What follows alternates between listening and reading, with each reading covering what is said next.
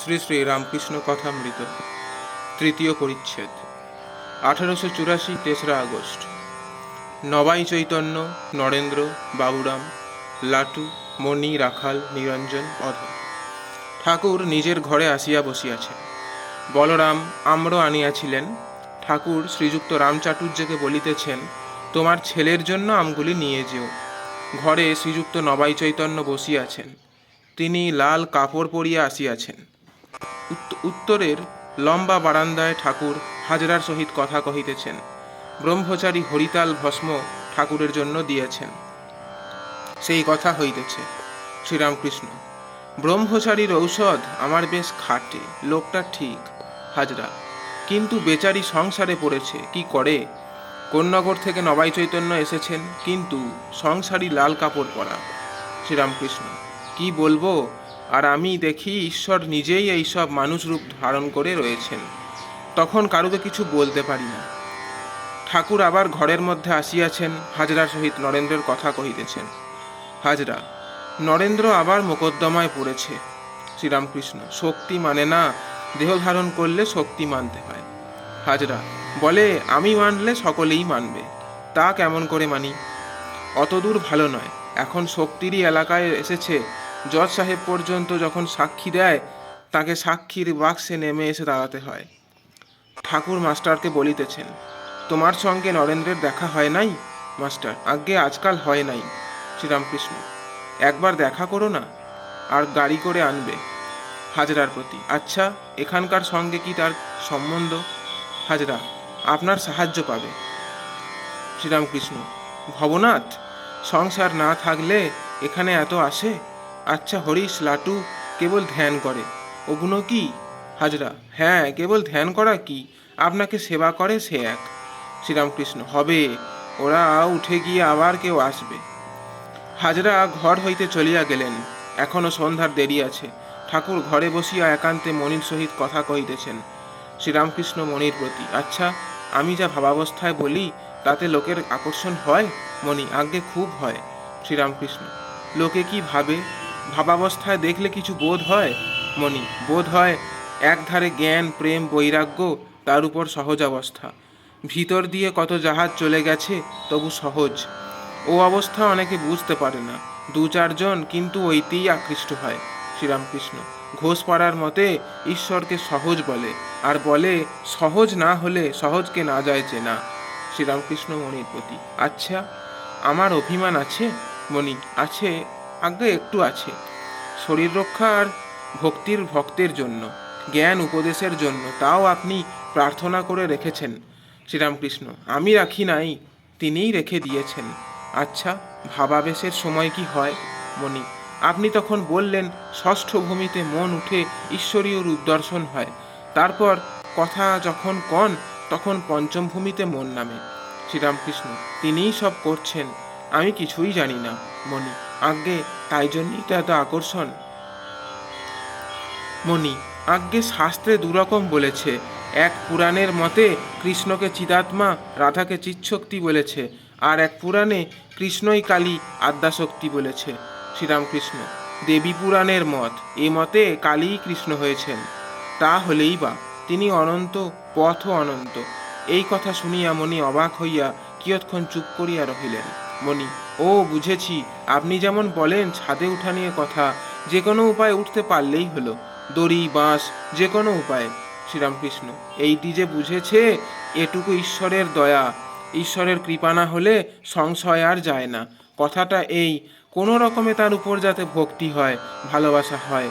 নানা খবরে কাজ কি, একটা পথ দিয়ে যেতে যেতে যদি তার উপর ভালোবাসা হয় তাহলেই হলো।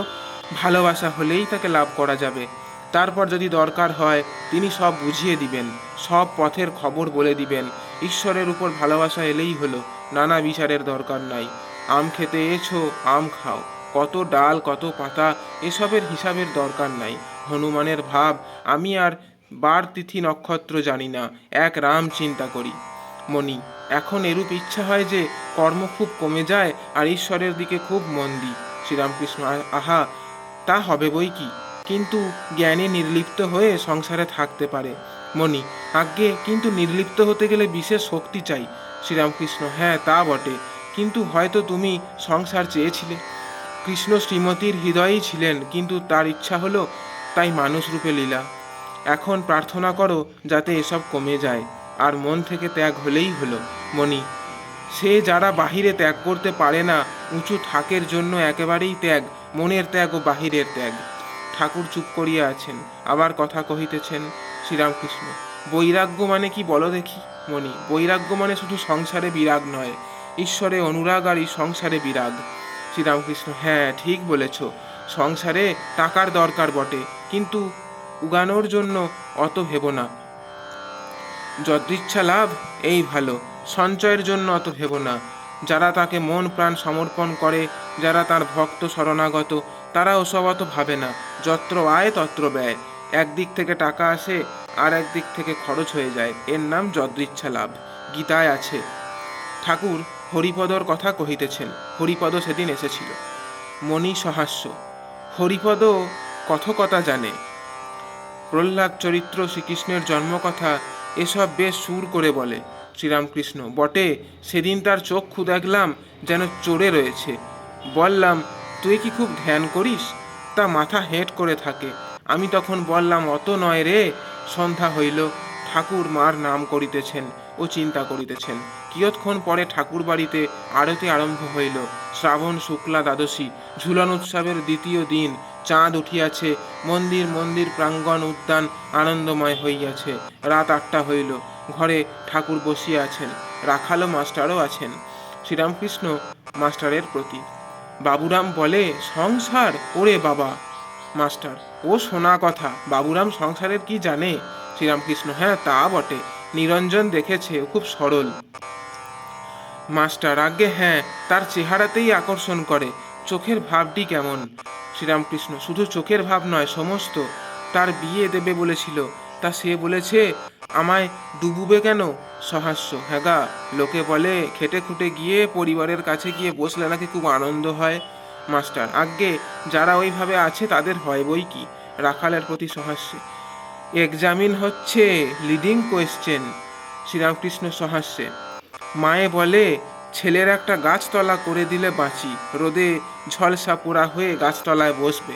মাস্টার: আজ্ঞে, রকমারি বাপ মা আছে, মুক্ত বাপ ছেলেদের বিয়ে দেয় না, যদি দেয় সে খুব মুক্ত। ঠাকুরের হাস্য। শ্রীযুক্ত অধর সেন কলিকাতা হইতে আসিয়া ভূমিষ্ঠ হইয়া প্রণাম করিলেন। একটু বসিয়া কালীদর্শনের জন্য কালীঘরে গেলেন। মাস্টারও কালীদর্শন করিলেন। তৎপরে চাঁদনীর ঘাটে আসিয়া গঙ্গায় তুলে বসিলেন। গঙ্গার জলে জ্যোৎস্নার ঝকঝক করিতেছে। সবে জোয়ার আসিল। মাস্টার নির্জনে বসিয়া ঠাকুরের অদ্ভুত চরিত্র চিন্তা করিতেছেন। তাহার অদ্ভুত সমাধি অবস্থা, মুহুর্মুহু ভাব, প্রেমানন্দ, অবিশ্রান্ত ঈশ্বর কথা প্রসঙ্গ, ভক্তের উপর অকৃত্রিম স্নেহ, বালকের চরিত্র, এসব স্মরণ করিতেছেন। আর ভাবিতেছেন, ইনি কে? ঈশ্বর কি ভক্তের জন্য দেহ ধারণ করে এসেছেন? অধর মাস্টার ঠাকুরের ঘরে ফিরিয়া গিয়াছেন। অধর চট্টগ্রামে কর্ম উপলক্ষে ছিলেন। তিনি চন্দ্রনাথ তীর্থের ও সীতাকুণ্ডের গল্প করিতেছেন। অধর: সীতাকুণ্ডের জলে আগুনের শিখা জিহ্বার ন্যায় লক লক করে। শ্রীরামকৃষ্ণ: এ কেমন করে হয়? অধর: জলে ফসফরাস আছে। শ্রীযুক্ত রামচাটুর্যে ঘরে আসিয়াছেন। ঠাকুর অধরের কাছে তার সুখ্যাতি করিয়াছেন, আর বলিতেছেন, রাম আছে, তাই আমাদের অত ভাবতে হয় না। হরিশ, লাটু এদের ডেকে ডুকে খাওয়ায়। ওরা হয়তো একলা কোথায় ধ্যান করছে, সেখান থেকে রাম ডেকে ডুকে আনে। জয় ঠাকুর মা স্বামীজি।